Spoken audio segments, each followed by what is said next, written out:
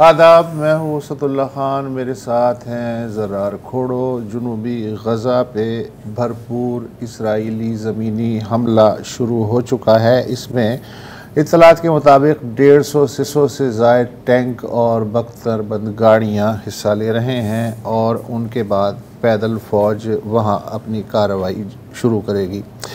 बड़ी तोपों से यानी 150-55 मिलीमीटर की तोपों से शदीद गोलाबारी जारी है और फ़ज़ाई बमबारी की बरसात है। आम फ़लस्तीनी पनाह की तलाश में हैं मगर नहीं जानते कि अब कहाँ जाना है नई जगह और नई पनाह के लिए। आलमी इदारे सेहत ने गज़ा की सूरत हाल को इंसानियत के लिए आज भी एक तारीख तरीन लम्हा करार दिया है। इसराइल की धमकियों के बाद आलमी इदारा सेहत ने खान यूनिस में अपनी तिब्बी रसद के 2 गोदाम खाली कर दिए हैं। इसराइल का कहना है कि उसने ऐसा कोई अल्टीमेटम नहीं दिया आलमी इदारा सेहत को, लेकिन आलमी इदारा सेहत का कहना है कि ऐसे अहकामात इसराइल अमूमन ज़बानी तौर पर जारी करता है ताकि बाद में मुकरने में आसानी रहे। अब खान यूनिस में सिर्फ नासिर अस्पताल बच गया है जहां छकड़ों और ट्रकों पे घरों और स्कूलों में हलाक और ज़ख्मी होने वाले लाए जा रहे हैं। अस्पताल में तल धरने की जगह नहीं है। ये बताना अब एक बेमानी मशक़ है कि आज कितने लोग शहीद हो गए और कितने ज़ख्मी हुए, इसलिए कि तादाद जो है वो सैकड़ों में है और इंटरनेट की जो सहूलत है वो चूँकि नहीं है, लिहाजा इत्तलाती अंधेरा बदस्तूर मौजूद है। गज़ा की पार्लियामेंट के बारे में हम आपको बता चुके हैं कि 2 हफ्ते पहले इसराइल ने उसे तबाह कर दिया था। आज गज़ा की सुप्रीम कोर्ट की बिल्डिंग को भी एक कंट्रोल धमाके से उड़ा दिया गया। पहले इन्होंने वहाँ पर पोज भी किया है, उसकी भी तस्वीरें हैं, विक्ट्री के सिग्नेचर, फिर उसको तबाह किया गया। अच्छा, ये जो है सिर्फ धुआं दिखाया गया स्क्रीन पे, इमारत नहीं पूरी इमारत का शॉट वो। अच्छा, अक़वाम मुत्तहिदा की जो रिलीफ एजेंसी है बराए फ़लस्तीन, अब आप बैनुल अक़वामी जो इमदाद आ रही है ज़रार साहब, उसके बारे में आप मुलाज़ा फरमाइए। अक़वाम मुत्तहिदा की जो रिलीफ एजेंसी है फ़लस्तीन के बारे में अनरावा, वो बमुश्किल 300 ख़ैमे भेजने के काबिल हुई है, लेकिन आप अमेरिका पे रोज़ाना इल्ज़ाम धरते हैं कि इसराइल को मुस्तकिल जो है वो बैकिंग हो रही है और बंकर बस्टर्स भेजे जा रहे हैं, ये है वो है। लेकिन आज यूएसएड जो बैनुल अक़वामी इमदाद का सबसे बड़ा इदारा है अमेरिका का, उसने फ़लस्तीनियों के लिए $21 मिलियन की इंसानी इमदाद का ऐलान किया है और यूएसएड की एक आला एहलकार जो हैं वो इस वक्त गज़ा से जो मिलने वाली मिस्र की सरहद है वहाँ मौजूद हैं और अमरीकी वज़ारत दिफ़ा ने लगभग 17,000 किलोग्राम अशियाए खुर्दोनोश गज़ा के मुतासरीन के लिए एयरलिफ्ट की हैं। बहुत तो ऐसा नहीं है। अच्छा, जहाँ तक खलीज ताउन कौंसिल GCC का ताल्लुक़ है, तो आज दोहा में कतर का जो दारुल हुकूमत है वहाँ एक सरबरा इजलास हुआ जहाँ एक बार फिर 135वीं दफ़ा इसराइल और उनके पुष्ट पनाहों की शदीद मजम्मत की गई। और फिर साइड में कहा कि यार जारी रखो। अच्छा, एक रिपोर्ट जो आई तो पिछले हफ्ते थी, लेकिन हम ज़ाहिर उसे कवर करना भूल गए थे। ये सवाल अपनी जगह मौजूद है कि हमास और इसराइल की अगर फ़ौजी ताकत का मवाजना किया जाए तो गोया हाथी और चूंटी का मवाजना बनता है करीब तरीन। तो आखिर हमास जो है वो इतना भरपूर हमला करने में कैसे कामयाब हुई, बिलखुसूस एक ऐसे वक्त जबकि गज़ा 3 तरफ से खारदार तारों से घिरा हुआ है और चौथी जानिब समुंदर है और उसे दुनिया की सबसे बड़ी ओपन जेल भी करार दिया जाता है। तो BBC जो है उसने जो तहकीक की उसके मुताबिक 7 अक्टूबर को जो कार्रवाई हुई वो हमास समेत 5 मुसल्लह गिरोहों की इज्तिमाई कार्रवाई थी और इसमें इस्लामिक जहाद मुजाहिदीन ब्रिगेड और अल नसर सलाहुद्दीन ब्रिगेड भी शामिल थे। 2020 से सितंबर 2023 तक 4 बड़ी जंगी मशक़ें की गई इज्तमाही तौर पे, और इन मशक़ों में यरगमाल कैसे बनाया जा सकता है, फ़ौजी कंपाउंड्स पे छापे कैसे मारे जा सकते हैं, इनकी तरबियत दी गई। दिसंबर 2020 में स्ट्रॉन्ग पिलर के नाम से इन मशक़ों का आगाज़ हुआ था। इन मशक़ों की निगरानी के लिए एक मुश्तरका ऑपरेशन रूम बनाया गया था। 26 दिसंबर 2021 को दूसरी मशक़, 28 दिसंबर 2022 को तीसरी मशक़ और आखिरी हमले से पहले, हकीकी हमले से पहले 25 दिन पहले आखिरी मशक़ की गई थी। इस मकसद के लिए वैसे बंकर्स बनाए गए जो उमूमन इसराइली फ़ौज अपने लिए तामीर करती है। मरकावा टैंकों के मॉडल भी बनाए गए जिनके अमले को यरगमाल बनाने की तरबियत दी गई। एक फ़र्ज़ी इसराइली फ़ौजी अड्डा भी तामीर किया गया। ये अड्डा ज़रा नशेब में बनाया गया ताकि अगर कोई इसराइल का गश्ती दस्ता जो बाढ़ के आसपास घूमते हैं 24 घंटे, उनकी नज़र ना पड़ सके। बाज़ मशक़ें जो हैं गज़ा को इसराइल से जुदा करने वाली जो बाढ़ है उससे सिर्फ 800 मीटर के फासले पे की गई। एक तरबियती कैंप इसराइली ऑब्ज़र्वेशन टावर की निगरानी का जो 1.5 किलोमीटर का रेडियस है उसके अंदर भी आता था। तरबियत गज़ा के 14 मुख्तलिफ मकामात पे हुई। मशक़ों में जो सफ़ेद टोयोटा गाड़ियाँ इस्तेमाल हुई वही असल हमले में भी बाद में इस्तेमाल हुई। गोताखोर दस्ता जो है उसको साहिल पे उतर के धावा बोलने की तरबियत दी गई, ताहम ये गोताखोर 7 अक्टूबर को साहिल तक नहीं पहुंच सके। पैराग्लाइडिंग यूनिट जो है, जो ईगल स्क्वाड्रन के नाम से जाना जाता है, एक वीडियो में उसकी रिहर्सल की भी फुटेजेस हैं, मगर ये मालूम नहीं हो सका कि पैराग्लाइडिंग की तरबियत कब, कहाँ और कैसे हुई। इसराइल का अंदाज़ा है 7 अक्टूबर से पहले अंदाज़ा था कि गज़ा की पट्टी में हमास और दीगर तंजीमों के लगभग 30,000 मुसल्लह तरबियत याफ्ता कारकुन मौजूद हैं, मगर 7 अक्टूबर के हमलों में इसराइल का अंदाज़ा है कि 1,500 से लेके 3,000 तक जो तरबियत याफ्ता लोग थे उन्होंने हिस्सा लिया। अब सवाल ये कि क्या इसराइल को इन हमलों का पहले से कोई सुनगुन थी, कोई पेशगी इल्म था, क्योंकि ये एक बड़ा तासुर है कि इसराइल गज़ा में इसराइल का जो जासूसी नेटवर्क है वो मकड़ी के जाल की तरह फैला हुआ है। इसका अगर मैं फौरी जवाब दूं तो हाँ है। ऐसा था कि इसराइल को शायद मालूम था कि क्या होने जा रहा है। मसलन फ़लस्तीनी जंगजुओं ने सरहदी बाड़ के नज़दीक जिस फ़ौजी अड्डे का मॉडल बनाया हुआ था उस पे हमले की रिहर्सल में धमाके भी शामिल थे जिनसे धुआं भी उठता है और इस धुएं को बाड़ के दूसरी जानिब इसराइली दस्ते देख सकते थे। गज़ा में इसराइली इंटेलिजेंस नेटवर्क खासा ताकतवर था। अप्रैल में इसराइली फ़ज़ाइया ने उस मकाम पे बमबारी भी की थी जहां पहली फ़ौजी मशक़ हुई थी दिसंबर 2020 में। 7 अक्टूबर से एक हफ़्ते पहले सरहद की निगरानी करने वाले एक इसराइली दस्ते ने हमास की गैर मामूली ड्रोन कार्रवाइयों से भी अपने हुक्काम बाला को आगाह किया था और बताया था कि फ़लस्तीनी जंगजू फ़र्ज़ी फ़ौजी चौकियों पर कब्ज़ा करने की तरबियत हासिल कर रहे हैं। लेकिन इन इत्तलात को बालाई सतह पे ये फ़र्ज़ करके गैर संजीदगी से लिया गया कि ये मशक़ें ये मुसल्लह गिरोह दरअसल अपने हामियों का हौसला बढ़ाने के लिए कर रहे हैं, क्योंकि असल कार्रवाई के बाद उन्हें किस तरह के खौफनाक नताइज का सामना करना पड़ेगा ये इन गिरोहों को अच्छी तरह मालूम है।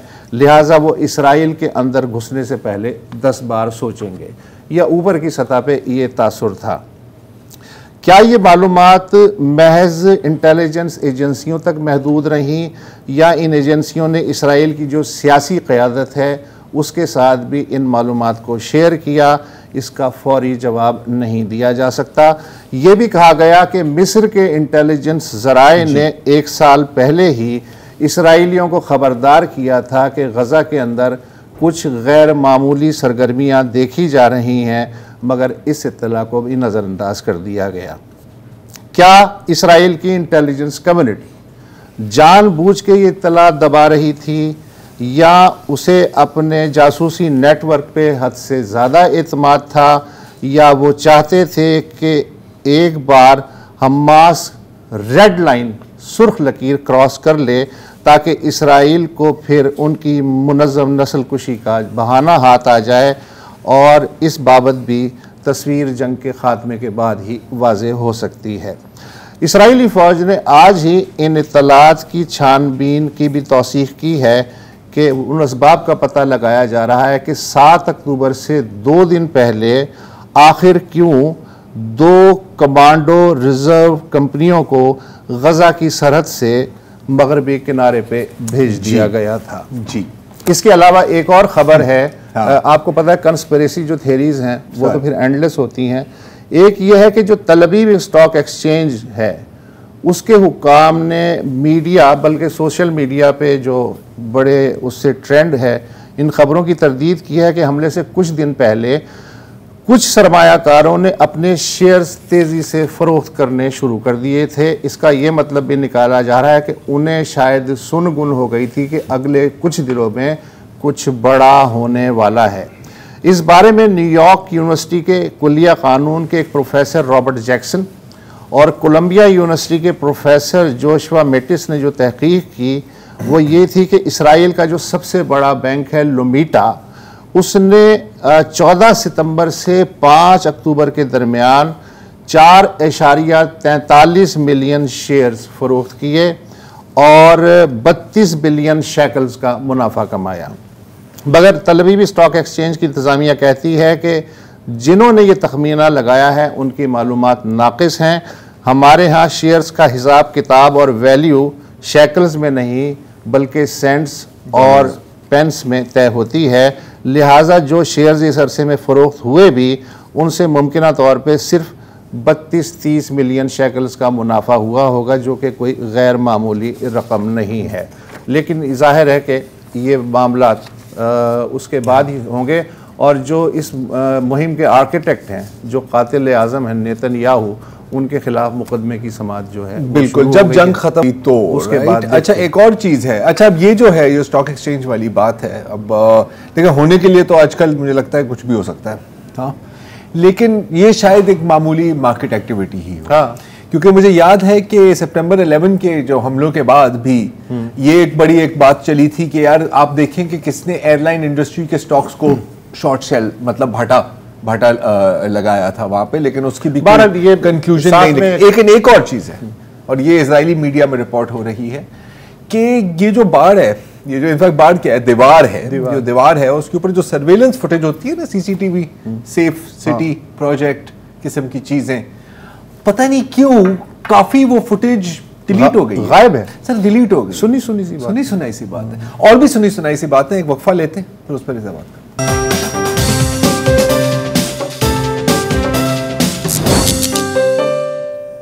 Welcome back. अच्छा, वैसे तो हम ब्रितानवी और अमेरिकी मीडिया की काफ़ी तनकीद कर रहे होते हैं, आपने ये रिपोर्टिंग इस तरह की, वो रिपोर्टिंग इस तरह की।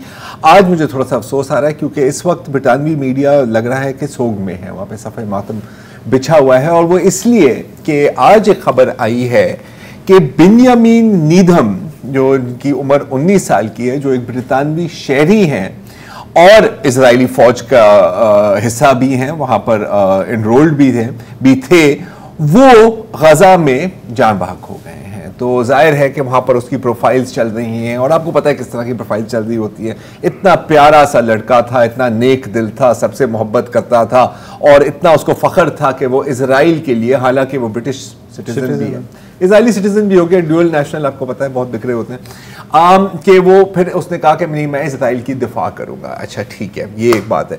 ये दूसरे ब्रितानवी शहरी हैं जो इजराइल की फ़ौज में क्या कहते हैं, जो पार्ट ऑफ इजराइल्स आर्मी, और जो इस पूरे कार्रवाई में फौत हुए हैं। पहले जो थे वो नाथानिएल यंग थे, 20 साल की उम्र, लंदन के रहने वाले, जो एक कॉर्पोरल थे इजरायली ऑक्यूपेशन फोर्स में, और जब हमास का 7 अक्टूबर को हमला हुआ था वो उसमें जान बहक हुए थे।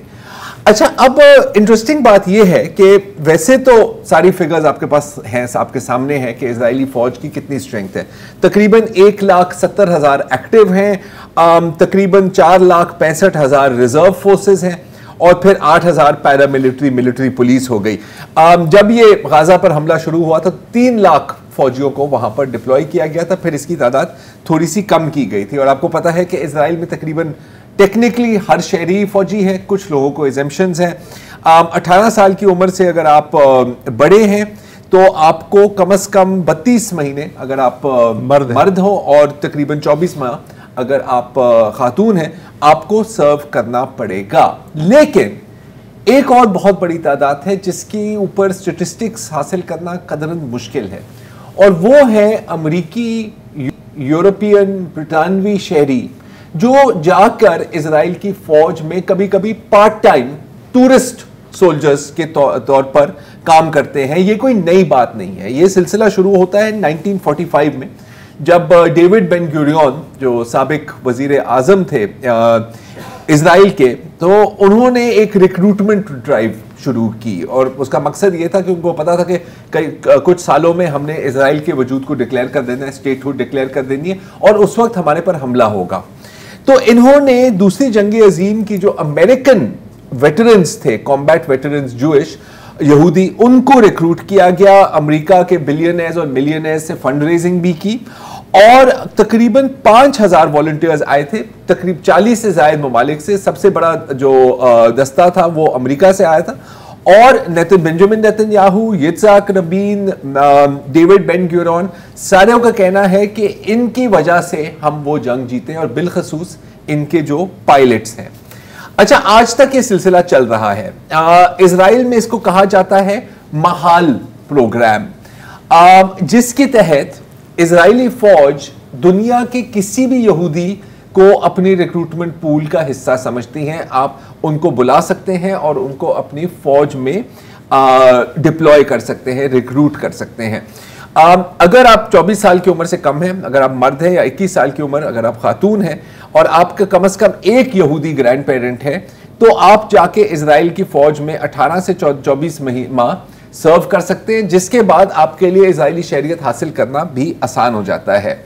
अच्छा, लोग क्यों जाते हैं? लेकिन एक तो है नजरियाती और दूसरा है कि कुछ पैसे भी मिल जाते हैं, क्योंकि इनको कहा जाता है लोन सोल्जर्स, और इनकी तनख्वाह एक रेगुलर इजरायली सोल्जर से 2 गुना या कभी कभी 3 गुना ज्यादा होती है। उनके साथ आपको आपके किराया भी तकरीबन सब्सिडाइज होता है, आपके खाने पीने का सामान का भी ख्याल रखा जाता है, बल्कि आपको इजरायली फैमिलीज के साथ भी लिंक किया जाता है कि फलस्तीनियों को कत्ल करते करते आप डिप्रेस ना हो जाए ना, ताकि आपके पास एक फैमिली बैकग्राउंड होना चाहिए। और इसकी सारी फंड रेजिंग कौन करते हैं? हॉलीवुड स्टार्स जैसे कि एश्टन कुचनर, कुछ इंटरनेशनल कॉरपोरेशन के चेन्स वगैरह वगैरह, ये आते हैं, इनको रेजिडेंस परमिट मिलता है to act as tourist soldiers, और कुछ तो काफी तरक्की भी हासिल करते हैं। और जैसे कि मैं आपको 2 मिसालें देता हूं। पहले हफ्ते में, इस जंग के पहले हफ्ते में आपको याद होगा कि वुल्फ ब्लिट्जर ने CNN पर एक बुलाया था लेफ्टिनेंट कर्नल रिचर्ड हेख्त को, ओके।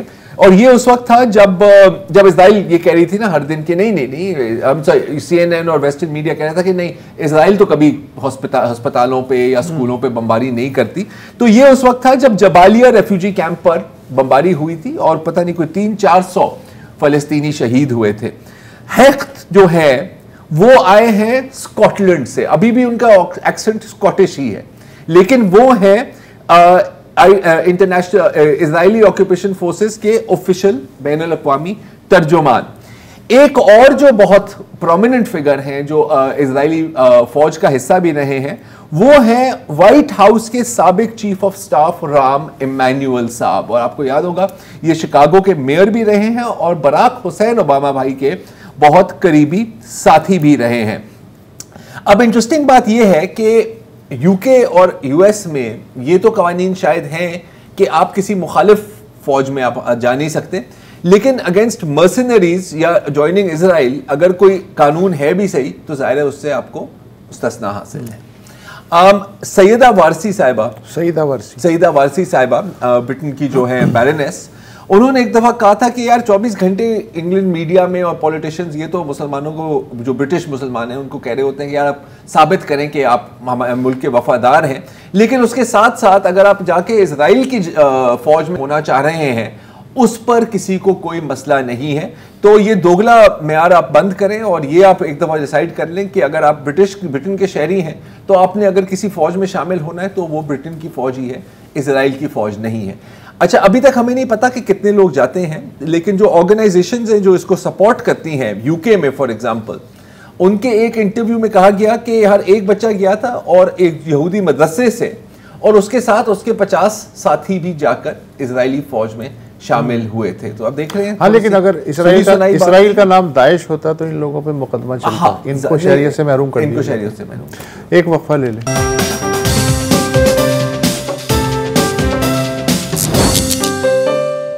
वेलकम बैक जी। अभी हम बात कर रहे थे कि हमास और मुख्तलिफ फ़लस्तीनी ग्रुप्स की क्या मनसूबाबंदी थी, क्या इजराइल को इसके बारे में इल्म था, इतना हमें पता है, और इस पर क्यों कुछ नहीं किया गया। आपकी इस पर मैं ज़रा थोड़ी सी राय जानना चाह रहा हूँ। मेरा तो ख्याल है, एंड आई थिंक शायद आप एग्री करें, कि इससे आपको ग्रीन लाइट मिल रही थी कि आप गजा को तबाह कर दें। और किस तरह तबाह किया गया है, हमने अक्सर हम बात करते हैं, इतनी इमारतें तबाह की गई, इतने लोगों को शहीद किया गया। बेहतर है कि एक झलकी आपको दिखा दें आज की। ये है दोज़ख के मनाज़िर। अच्छा, और ये आज का नहीं है, ये पिछले 59 डेज से यही हो रहा है। 59 days and 75 years। Yes, yes। 59 days and 75 years। एक और वीडियो है, उससे पहले कि हम आगे बढ़ें, वो मैं आपको दिखाना चाह रहा हूँ। और ये मैं थोड़ा बताता हूँ इसमें कहा क्या जा रहा है। ये 2 छोटी लड़कियाँ हैं और इनकी बाप की लाश, इनकी वालिद साहब की लाश इनके सामने, इनको अलविदा कह रहे हैं और कह रहे हैं कि नहीं अबू, हमारी फ़िक्र ना करें, हम तो फिर भी खुशकिस्मत हैं क्योंकि इतने बच्चे हैं जिनको मौका ही नहीं मिला अलविदा कहने का अपने वालिदैन को। तो ये है जो वहाँ पर ऑन ग्राउंड हो रहा है। अच्छा, अब आपको याद होगा, इतना कुछ हो गया है पिछले 2 माह में, 2 माह हो गए हैं अब, कि बंदा भूल जाता है कि किस किस्म के झूठ बोले गए। सबसे पहले आपको याद होगा कि एक खबर गर्दिश की पूरे वेस्टर्न मीडिया की टॉप हेडलाइंस थी कि 40 बेबीज का सर कलम किया गया, उनको जलाया गया। कहीं ये भी रिपोर्टें थी और कहीं तो ये रिपोर्टें थी कि उनको रस्सी के साथ बांध कर, जैसे कि कपड़े नहीं टांगे जाते लॉन्ड्री के, उस तरह टांगे गए। अच्छा, जेनोसाइड जो बाइडन, इनको हम प्यार से जेनोसाइड जो बाइडन बोलते हैं, असल नाम तो उनका जो ही है, उन्होंने कहा कि नहीं बिल्कुल ऐसा हुआ है। हालांकि फिर बाद में रिपोर्ट्स आई कि उनके अपने स्टेट डिपार्टमेंट वालों ने कहा था कि सर इसकी हमारे पास कोई तस्दीक नहीं है, इस पर बात ना करें। लेकिन जो भाई बाबा जी बाज नहीं आते, बाबा जी ने कहा शुरू कर दें। अच्छा, इस पर जितनी कवरेज हुई है, मुझे अब तक, मैं इंतजार में ही था। आपको याद है कि पिछले हफ्ते की बात है शायद, कि अल नासिर अस्पताल में 5 से 6 बच्चों की, बेबीज की लाशें मिली जो डिकम्पोज हो गई थी। और ये वो बच्चे थे जो इंक्यूबेटर में थे, जिनको ऑक्सीजन की ज़रूरत थी। और इजराइल ने जब वहाँ से तमाम अमले को बंदूक की नोक पर वहाँ से निकाला, तो ये यकीन दहानी की, और रेड क्रॉस ने भी यकीन दहानी की कि इनको हम शिफ्ट करेंगे। लेकिन फिर जब लोग वापस आए तो इनकी लाशें वहाँ पड़ी हुई थी। और मैं इंतज़ार कर रहा था कि यार यकीनन ये तो बहुत बड़ी खबर है ना। आई मीन, वो 40 बच्चों की तो कोई आपके पास तस्वीर भी नहीं थी, यहाँ आपके सामने है। तो यकीनन अब तो वेस्टर्न मीडिया कोई नजर करम, कोई थोड़ी सी बात करेंगी। और मैं बिल्कुल मायूस नहीं हुआ, उन्होंने की है। तो ये जरा देखिए स्काई न्यूज की headline, 4 fragile lives found ended in awaited Gaza hospital. कैसे, क्यों, कब, कुछ नहीं। एक तो बच्चे कत्ल हुए, उसके साथ अपनी अंग्रेजी जबान को भी कत्ल किया। ये चले स्काई न्यूज नहीं थी, ये एक और मैगजीन है। और मैंने कभी इस तरह की हेडलाइन अपनी जिंदगी में शायद नहीं पढ़ी होगी। 4 फ्रैजाइल लाइव्स फाउंड एंडेड। कैसे, हाउ डिड दे एंड यार, इसका भी तो कोई जिक्र कर दे। ये एक अगेन क्या लिखा हुआ है, लंडनर लूजेस 42 फैमिली मेंबर्स। अच्छा, इसकी कवरेज इसलिए हुई क्योंकि ये ब्रिटिश शहरी भी है और इसके 42 घर के जो फर्द हैं वो इजरायली बमबारी में खत्म हुए। हेडलाइन है लंडनर लूजेस 42। कहाँ भाई, कुंभ मेले में। फौत हो गए। बाजार में हाँ। कहाँ, मतलब किधर आप सुपरमार्केट जा रहे थे, रास्ते में गुमराह हो गए। हाँ। क्या इस तरह बीमार हो गए। स्काई न्यूज की हेडलाइन थी, decomposing bodies of babies, courts में सीन इन फुटेज। मतलब जब आप नहीं आना चाह रहे ना डायरेक्ट लैंग्वेज पे, तो इस तरह घूम फिर कर। लेकिन एक चीज मैं कहूंगा कि जबान पे महारत तो हासिल है। हाँ। इन लोगों की।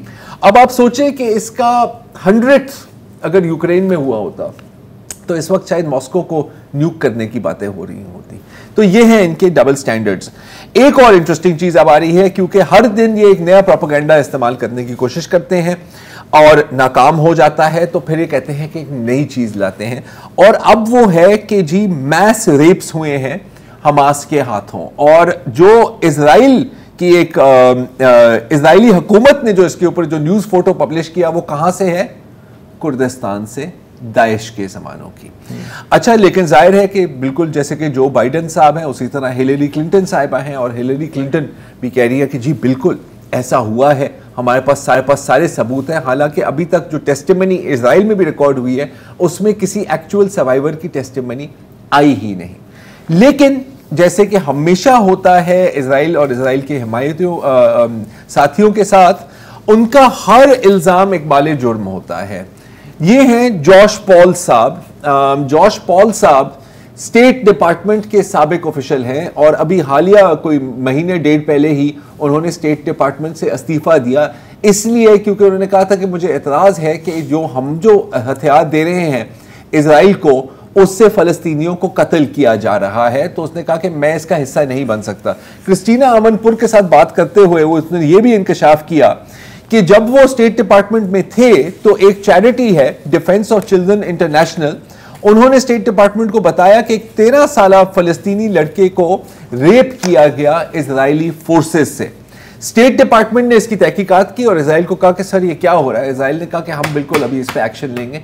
एक्शन क्या लिया इजराइल ने कि जिस इदारे ने इसको रिपोर्ट किया था, उसको दहशतगर्द तंजीम करार देके उनको गिरफ्तार करके दुकान, उनके ऑफिस पर एक्शन तो लिया। ये एक्शन। एक वक्फा ले लें।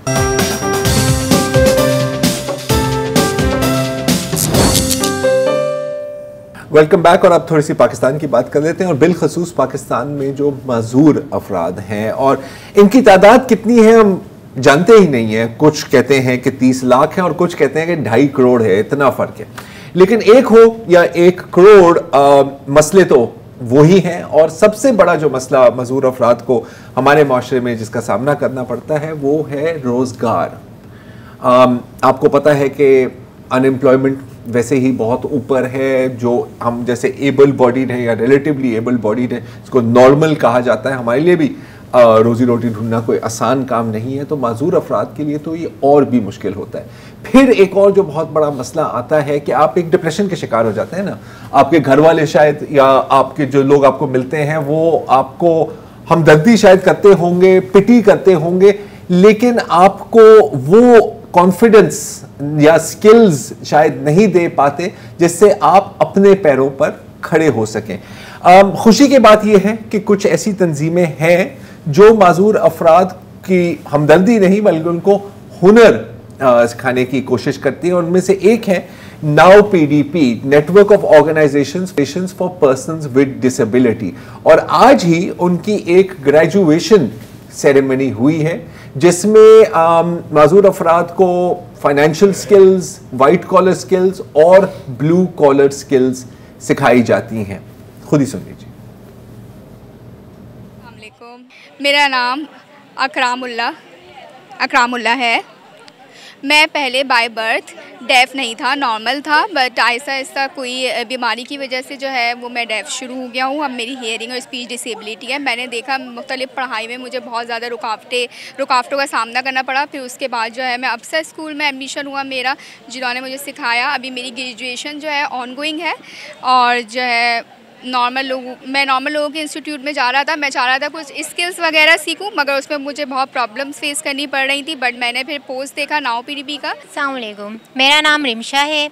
मैं नाउ पीडीपी के हिस्सा बनी हूँ। जब मेरा नाम साइन, मेरा ये रिमशा पूरा कंप्लीट नाम है। मैं नाउ पीडीपी यहाँ पर जब आई तो मैंने देखा यहाँ पे हम डिसेबल लोगों के लिए मेहनत की जा रही है। मैंने फिर यहाँ पे कंप्यूटर ऑपरेटर की क्लासेस ली, जिसमें मुझे टाइपिंग, इंटरनेट वगैरह सब सिखाया गया, जो मेरे लिए जॉब के लिए, मेरी इंटर्नशिप के लिए बहुत फ़ायदेमंद साबित हुई। अल्हम्दुलिल्लाह मैं नाउ पीडीपी का एक ऐसा हिस्सा हूँ जो मुझे आगे सपोर्ट कर रहा है। मैं बहुत थैंक्सफुल हूँ और बहुत खुश हूँ कि नाउ पीडीपी ने मुझे सपोर्ट किया और मैं बहुत ज़्यादा खुश हूँ। मेरा नाम जहाज़ेब है और मैंने रिसेंटली नाउ पीडीपी से मुख्तलिफ़ कोर्सेज़ किए। अल्हम्दुलिल्लाह उसका नतीजा ये है, मैंने टॉप किया और अब जो इंशाल्लाह अब नेक्स्ट ये कि इंशाल्लाह कोई अच्छी सी जॉब ढूंढनी है और उसके ज़रिए ख़ुद कफ़ील भी होना है और फैमिली को भी सपोर्ट करना है। इसके अलावा सिर्फ जॉब के आसरे पे नहीं बैठे रहना है, बल्कि इंशाल्लाह मेरी पूरी कोशिश है कि मैं थ्रू फ्रीलांसिंग जो है वो अर्निंग करूँ। जिस तरह आपको पता है आजकल टेक्नोलॉजी आम है और जदीद दौर है, तो इंशाल्लाह फ्रीलांसिंग के ज़रिए भी जो है ना वो इस ख़ुद कफ़ील बना जा सकता है और वही कोशिश होगी मेरी। कभी भी माजूरी या डिसेबिलिटी समझकर ख़ुद को पीछे नहीं रखना, बैकवर्ड नहीं रहना, आगे निकलना है और ये प्रूव करना है कि हम डिसेबल्स नहीं, डिफरेंटली एबल्स हैं और हम जो है ना वो अपनी सलाहियतें मनवा सकते हैं। Thank you. आज मैं ग्रेजुएट हुआ हूँ। मैं बिजनेसमैन बनूँगा। मेरा नाम उमैर अहमद है। मैं CEO हूँ नाउ पीडीपी का, जो कि एक माजूरी को शमूलियत में माशरे में लाने का इदारा है। हमारे दफातर जो हैं वो कराची, इस्लामाबाद, सजावल, ठट्टा, हैदराबाद में हैं और हमारी कोशिश होती है कि अफराद बाहम माजूरी को माशरे का मुस्तहकम हिस्सा बनाया जाए। आज जो सेरेमनी की गई है उसका मकसद ये था कि जो स्किल्स डेवलपमेंट और हुनर दिया जाता है अफराद बाहम माजूरी को, उससे कोई खातिर ख्वाह तब्दीली वो अपनी ज़िंदगी में ला सकें और रोज़गार के मौक़े पा सकें। और हम खुशकिस्मत हैं कि 1100 से ज़ायद लोग ग्रेजुएट हो गए हैं आज सजावल, ठट्टा, कराची, इस्लामाबाद और हैदराबाद में। और हमारी अब कोशिश ये है कि इनको अच्छे ज़रिया माश मिले, इनको अच्छे रोज़गार लगें और कॉर्पोरेट सेक्टर हमारा साथ दे, जिस तरह हमारा डेवलपमेंट सेक्टर ने साथ दिया है इन लोगों को माशरे का हिस्सा बनाने के लिए। और आप उमैर अहमद साहब हमारे साथ शो में मौजूद हैं। उमैर साहब, एक तो बहुत बहुत मुबारक on one more graduation programme. अब वक्त में थोड़ा सा कम है, सवाल ये है कि अगर आप मुझे बताएं कि नंबर 1 इशू इस वक्त डिसेबल्ड पर्सन्स इन पाकिस्तान का क्या है, तो आप क्या कहें? जी, आई थिंक ज़रार, आप बहुत शुक्रिया एक तो आज मुझे मौका देने का, यहाँ बात करने के लिए। जैसे आपने शुरू में भी कहा, सबसे बड़ा मसला जो दरपेश है अफराद बाहम माजूरी के लिए वो है आदाद व शुमार। सेंसस जो है 1998 का अगर आप उठा लें तो तकरीबन 2.5% आबादी पाकिस्तान के अफराद बाहम माजूरी थी, जो उस वक्त 3.3 मिलियन लोग बनते थे। इसको अगर आप कंपेयर करें दुनिया भर के अदाद शुमार के साथ, तो तरक्की याफ्ता और तरक्की पजीर ममालिक के अंदर नंबर जो होता है अफराद बाहम माजूरी का कोई भी माशरे में, इस 15 से 18%, और हमारे यहाँ ये 2.5% आया था 1998 में।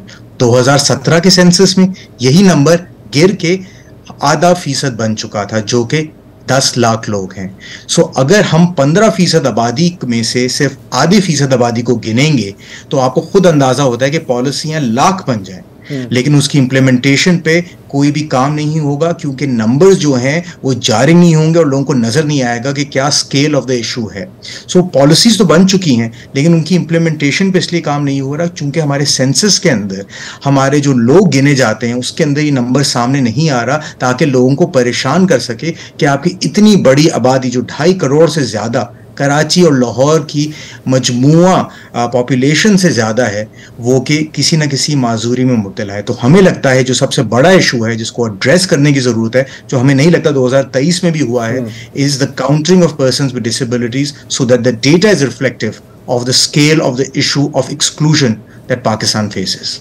ठीक है, अब जाहिर है कि हमें पता है कि मर्दमशुमारी में तो कई मुख्तलिफ ग्रुप्स और कई मुख्तलिफ लोगों के एतराज़ात हैं, उसमें आप भी शामिल हैं। मैं आपसे ये जानना चाह रहा हूँ कि बिल्कुल बहुत अच्छा है, ग्रेजुएशन सेरेमनी हुई, इनको कुछ ना कुछ कोई ना कोई स्किल्स भी सिखाए गए।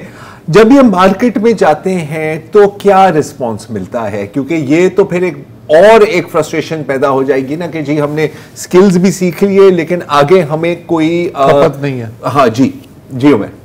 बिल्कुल, आई थिंक ये एक बहुत बड़ा चैलेंज था जो हमने 2015-16 में इसको एक साइंटिफिक तरीके से इसको सॉल्व करने की कोशिश की। हमने एक सप्लाई साइड और डिमांड साइड को कंपेयर किया, एक पाकिस्तान वाइड स्टडी की जहां माजूरी के मुताबिक स्किल सेट्स देखे गए और सप्लाई साइड की तरफ, डिमांड साइड की तरफ corporate sector, textile sector, FMCGs, retail में देखा गया कि किस किस्म के स्किल सेट्स की ज़रूरत है। और उसकी मैपिंग के बाद ही हमारे ये कॉम्प्रिहेंसिव ट्रेनिंग प्रोग्राम्स बने, जिसकी बदौलत हम खुशकिस्मत हैं कि कॉर्पोरेट सेक्टर ने हमारा बड़ा साथ दिया, बैंकिंग, टेक्सटाइल और हुकूमत पाकिस्तान और सूबाई हुकूमतों ने भी, जिसकी वजह से कोटा सिस्टम्स आए। तो उसकी वजह से और हमारे ये स्किल्स डेवलपमेंट की प्रोग्राम्स की वजह से, जिसमें हम कॉर्पोरेट सेक्टर के साथ पार्टनर कर रहे हैं, माजूरी के मुताबिक स्किल सेट जब बनना शुरू हुए तो प्लेसमेंट्स भी बढ़ना शुरू हुए। ये तो अच्छी खबर है, बहुत अच्छी बात है। सॉरी उमर साहब, वक्त थोड़ा कम, ने कहा कि चलें एक नीम खुशखबरी के साथ, एक पॉजिटिव नोट पे कोशिश करें।